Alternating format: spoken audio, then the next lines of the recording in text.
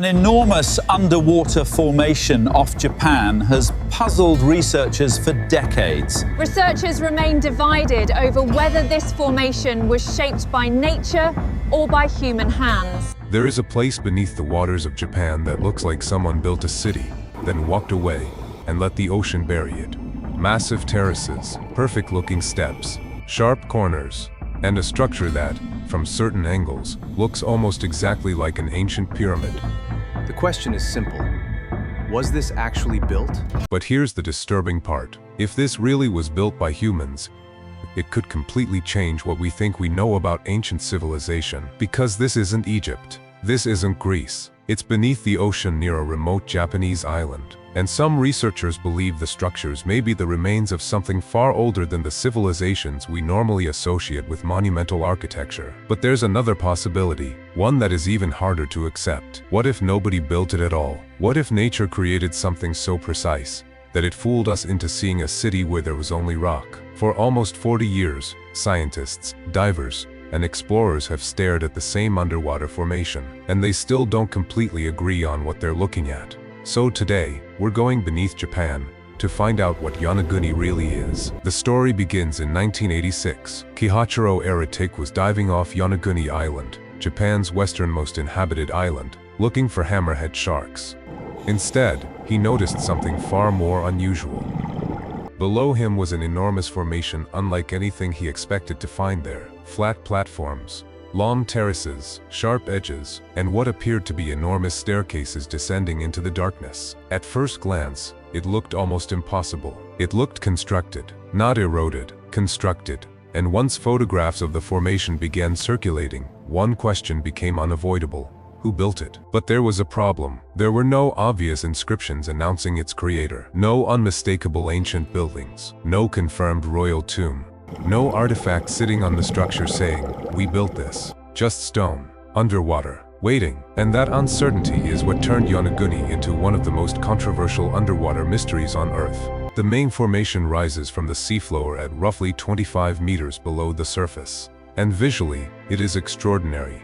Imagine descending through clear blue water and suddenly seeing a giant stone terrace emerging from the darkness. Its surfaces appear remarkably flat. Its corners appear unusually sharp. Some areas resemble staircases. Others look like walls, platforms, channels, or even roads. To someone standing there for the first time, the obvious conclusion is almost unavoidable.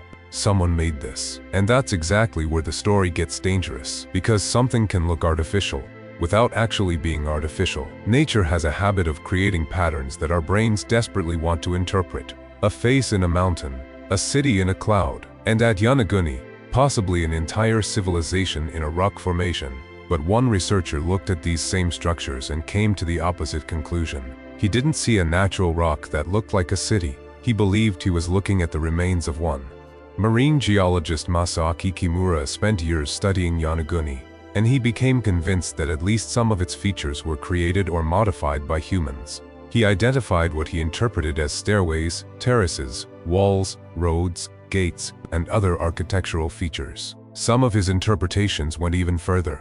He argued that the site could represent the remains of an ancient civilization that existed thousands of years ago. And if that interpretation were correct, the implications would be enormous. Because we're no longer talking about a strange underwater rock. We're talking about monumental construction, created by people who lived long before the civilizations most people think of when they hear the word pyramid. And that's where the greed and discovery angle enters the story. Because the reward for solving Yonaguni wouldn't simply be finding an old structure. It would be finding evidence that could force historians to rethink when, where, and how humans began building monumental structures. But there's a problem, a very big one. There is another scientist who looked at Yonaguni and saw something completely different. Geologist Robert Schoch has personally dived at Yonaguni, and after examining the formation, he reached a conclusion that sounds almost as shocking as the lost city theory. He believes the monument is primarily natural, not a lost city, not an ancient pyramid, not the remains of a forgotten empire. Natural rock. His explanation begins with the geology. Yonaguni's rocks are made largely from sandstone and mudstone. These rocks contain natural horizontal bedding planes. They also contain vertical joints and fractures. When those natural weaknesses intersect, the rock can break into surprisingly straight lines and sharp angles. And when erosion removes softer material, what remains can look remarkably architectural. In other words, the ocean may not have destroyed an ancient city. It may simply have revealed a bizarre piece of geology. And suddenly, the mystery changes. Because now the question isn't, who built Yonaguni? It's, why does nature make it look like somebody did? But this is where things get uncomfortable. Because even if the formation is natural, that doesn't automatically mean every question has been answered. There is another reason Yonaguni became so controversial. Sea levels have changed dramatically since the last ice age. Around 20,000 years ago, global sea levels were dramatically lower than today. As the great ice sheets melted, oceans rose. That means landscapes that are underwater today were once exposed. So, in theory, an ancient human population could have occupied parts of what is now seabed. That sounds like a perfect explanation for a submerged civilization. But here's the catch. The fact that sea levels were lower does not prove humans built Yonaguni. It only means that the area could once have been exposed land. That's an important distinction, and it's one that often disappears when the story gets turned into a viral mystery. So now we have two very different possibilities. Either humans modified an extraordinary natural formation, or nature created something that looks remarkably like architecture. And the evidence has to decide.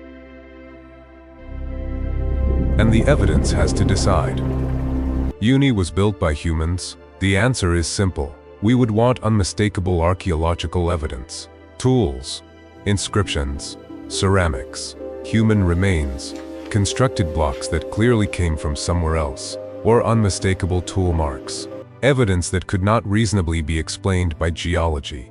Kimura has pointed to features he interprets as artificial, including possible stairways, channels, and other structures. But critics argue that many of these same features can be explained through natural fractures, erosion, and the geological structure of the rock. And there's another problem. The formation appears largely connected to the underlying bedrock rather than behaving like a pile of separately constructed blocks. That makes the ancient pyramid interpretation much harder to prove. This is where the story stops being a simple mystery and becomes a scientific debate. Because both sides are looking at the same rock, they're just interpreting the evidence differently. Here's the possibility that makes Yonaguni even more fascinating.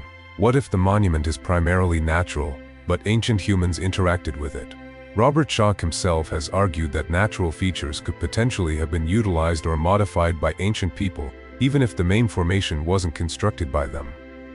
That would create a third possibility, not a completely artificial city, not a completely untouched natural formation, but a natural landscape that humans may have recognized, used, or altered. And if that's true, the question becomes much more subtle.